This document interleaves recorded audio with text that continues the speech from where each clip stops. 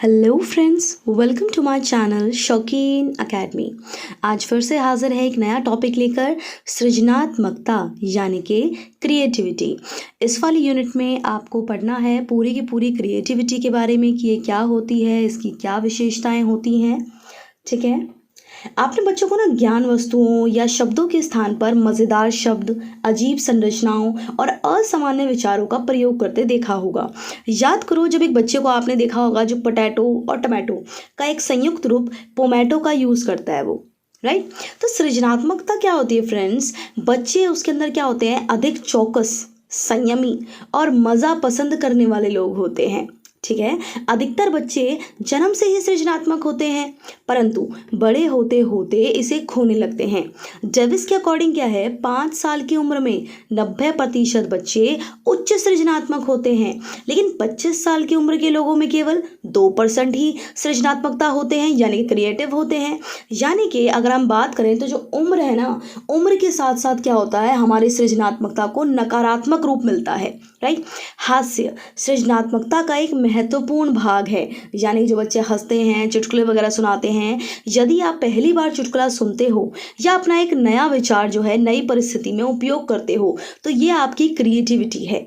Okay, तो अब आते हैं हम सृजनात्मकता के प्रकार पर। ये 2 प्रकार की होती है, एक होती है हमारी मौखिक सृजनात्मकता और एक होती है गैर मौखिक सृजनात्मकता यानी कि क्रिएटिविटी। मौखिक सृजनात्मकता में क्या होता है फ्रेंड्स? कविताएं, कहानियाँ, नॉवल आदि लिखना, इन सब में क्या है आपका मौखिक सृजनात्मकता है। इसी के अंदर से बार बार क्वेश्चन बन रहे हैं, क्योंकि हम ना इसके अंदर कंफ्यूज हो जाते हैं कि मौखिक वाली में क्या आएगा इसमें और गैर मौखिक वाली में क्या आएगा।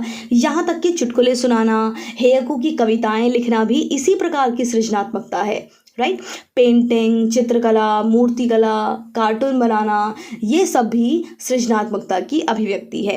अगर हम बात करें गैर मौखिक सृजनात्मकता की, तो सब्जियों में से पशुओं के चित्र बनाना, किसी उपकरण को बिल्कुल अलग स्थान पर प्रयोग करना, ये सब चीज़ें क्या हैं आपकी गैर मौखिक सृजनात्मकता है। नेक्स्ट टॉपिक आता है आपके सामने, सृजनात्मक सोच में शामिल विभिन्न चरण इस प्रकार है, यानी कि जो क्रिएटिविटी है उसमें कौन कौन से स्टेप्स हैं। तो सबसे पहली स्टेप्स है हमारे तैयारी। तैयारी के अंदर क्या आता है? क्रिएटिव पर्सन अपने सारे अर्जित ज्ञान को नए तरीके से समस्या सुलझाने में लगा देते हैं या ऐसे सृजन करने में लगाते हैं जो पहले कभी ना हुआ हो।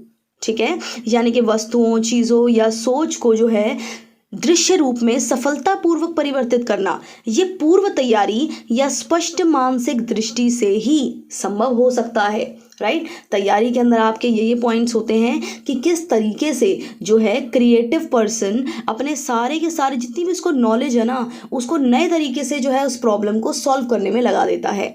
नेक्स्ट स्टेप आता है आपका केंद्रित ध्यान, यानी कि केंद्रित मस्तिष्क का ध्यान और ऊर्जा एक विशेष कार्य या घटना में एक पूर्व निर्धारित लक्ष्य या अनिर्धारित लक्ष्य को प्राप्त करने में लगाना, यानी कि दिमाग को ज्ञात से अज्ञात की ओर केंद्रित करना, बहुत मेन पॉइंट है। थर्ड पॉइंट आता है हमारे सामने समस्या से पीछे हटना, यानी कि ऊष्मायन, जो हमने पिछली वीडियो में पढ़ा था।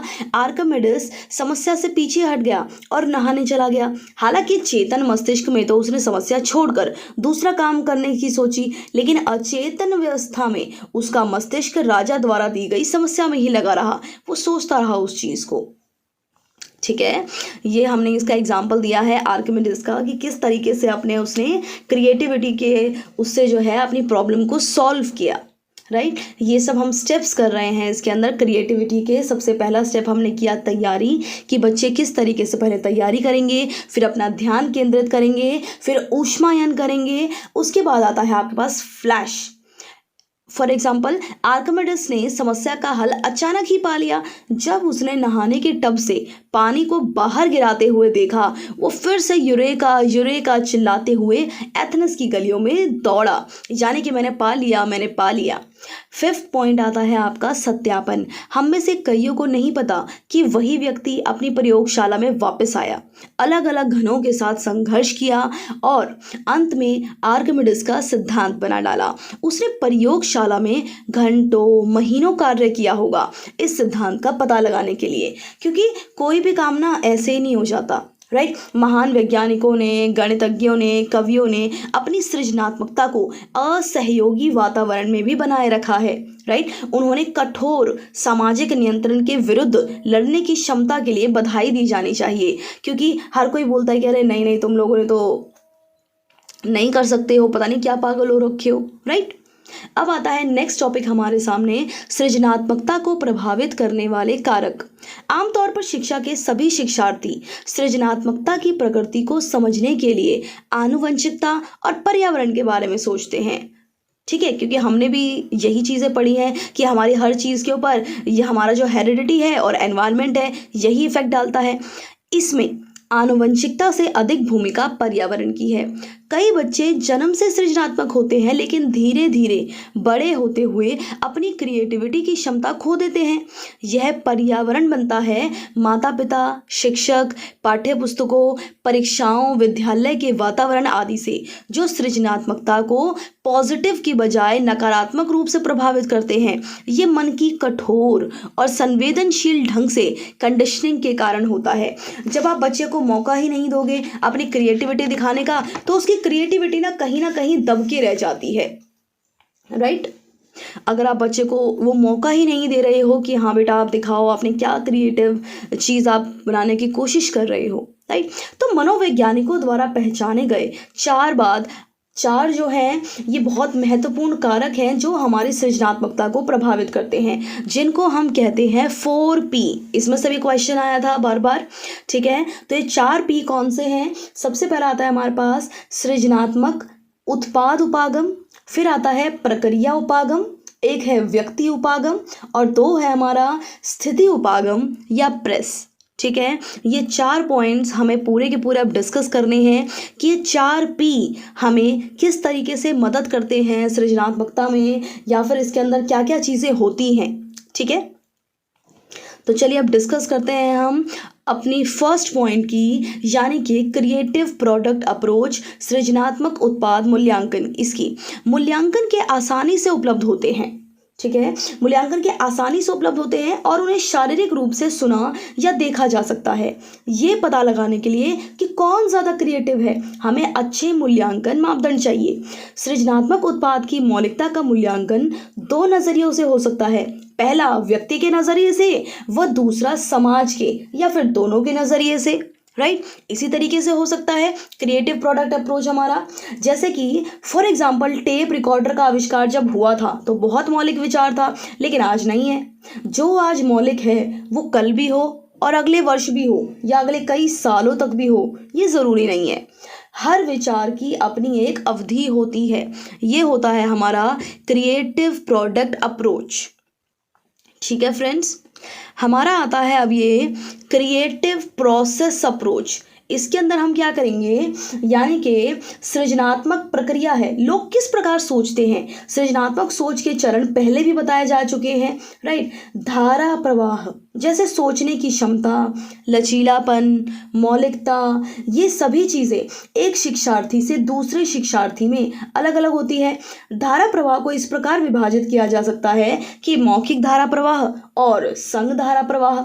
लचीलापन, जो ये लचीलापन है वो एक और आयाम है जिसमें बच्चे आपस में भिन्न हैं, यानी कि उनके अंदर क्या है फ्रेंड्स, इंडिविजुअल डिफरेंसेस हैं।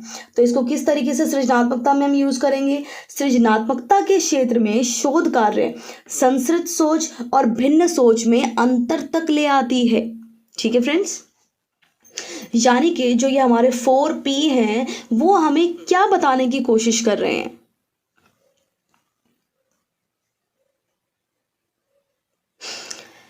वो हमें क्या बताने की कोशिश कर रहे हैं।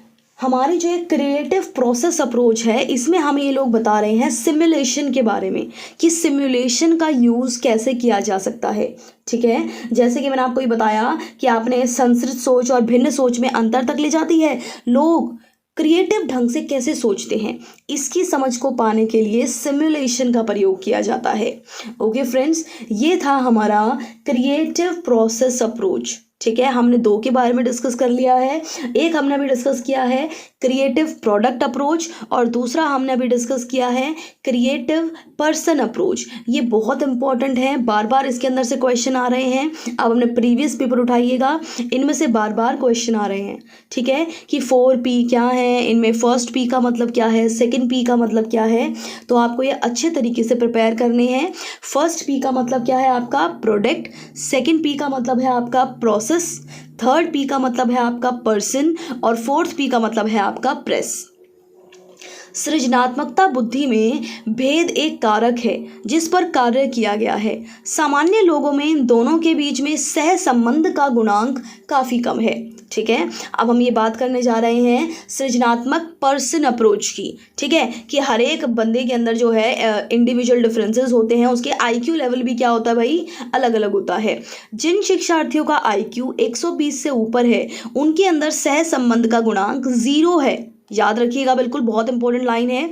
तो परिणाम ये निकलता है कि सृजनात्मक बनने के लिए आपको कुछ मात्रा में बुद्धि चाहिए, लेकिन उच्च बुद्धि जरूरी नहीं है कि उच्च सृजनात्मकता की गारंटी दे।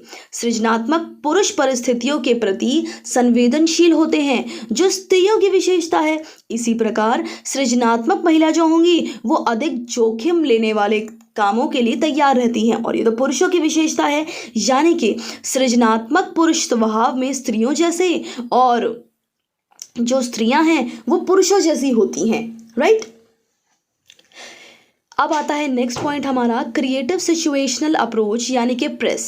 सृजनात्मक स्थिति उपागम एक और तरीका है जिससे सृजनात्मक लोग प्रभावित होते हैं। कुछ आम कारक जो याद रखे जाते हैं, जैसे बचपन में दुख, माता पिता का बच्चे के प्रति असाधारण आदर, निर्णय लेने के विचारों व ब्रह्मांड की खोज, जल्दी मंजूरी। सृजनात्मकता व्यक्तियों की अभिव्यक्ति एक दूसरे से अलग होती है, यानी कि ये अत्यधिक क्या है, हमारी व्यक्ति परक है।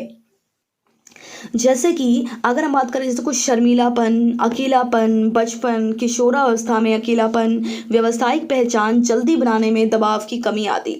सृजनात्मक व्यक्तियों की अभिव्यक्ति एक दूसरे से अलग होती है। ठीक है, ये अत्यधिक क्या होती है, इंडिविजुअल डिफरेंसेस होते हैं इनके अंदर।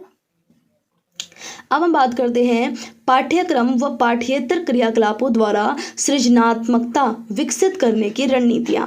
1980 में बनाए गए एक अनुमान के अनुसार सृजनात्मकता विकसित करने के 700 तरीके हैं। ये भी आपके क्वेश्चन में पूछा जा सकता है पेपर के अंदर। इन्हें दो प्रकारों में बांटा जा सकता है। एक आता है हमारा तकनीकें और दूसरा आता है हमारा शैक्षणिक सामग्रियाँ। ठीक है, तो हम डिस्कस करते हैं। सबसे पहला पॉइंट हमारा विचार मंथन यानी कि माथापच्ची। इसके अंदर क्या होता है, ये वाली टेक्निक आपको दी थी एलेक्स ऑसबर्न ने। ठीक है, एलेक्स ऑसबर्न द्वारा ये जो टेक्निक है वो विकसित की गई थी। एक मनोवैज्ञानिक के रूप में उसने अध्ययन किया कि लोग कैसे सोचते हैं। ठीक है, उसने अध्ययन किया कि लोग जो हैं किस तरीके से सोचते हैं, मैं इस चीज़ का पता लगाऊं। ठीक है, तब तो सारी की सारी चीज़ अपने आप ही क्लियर हो जाएंगी कि भाई लोग जो हैं किस तरीके से सोचते हैं। राइट, हम में से अधिकतर अपनी सोच का तुरंत मूल्यांकन करते हैं। राइट, विचार के जन्म लेने से काफ़ी पहले हम उन्हें छोड़ देते हैं ये सोचकर कि दूसरे लोग क्या ही सोचेंगे। इसीलिए ऑसबर्न ने सोच को दो अवस्थाओं में बांट दिया।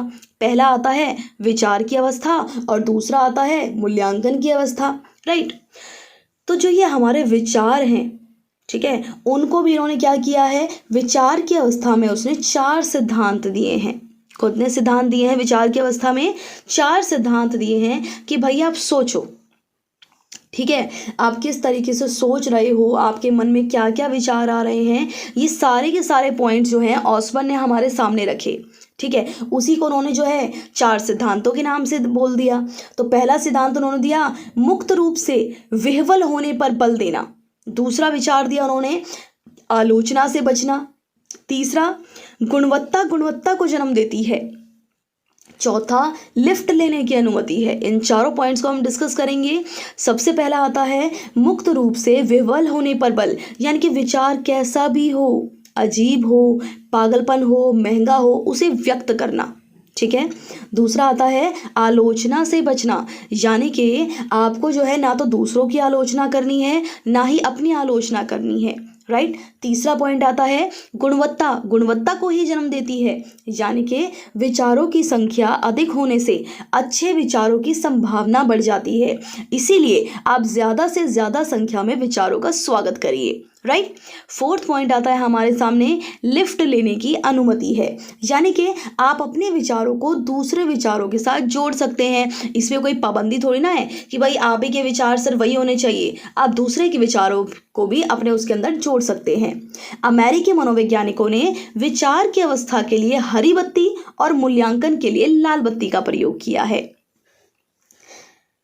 ठीक है फ्रेंड्स, इसका हमारा यूज़ क्या है, विभिन्न पृष्ठभूमि के 6 से 8 लोगों को एक गोले में बिठाकर स्वतंत्र रूप से मुक्त होकर बिना डरे विचारों को व्यक्त करने के लिए कहा जाता है।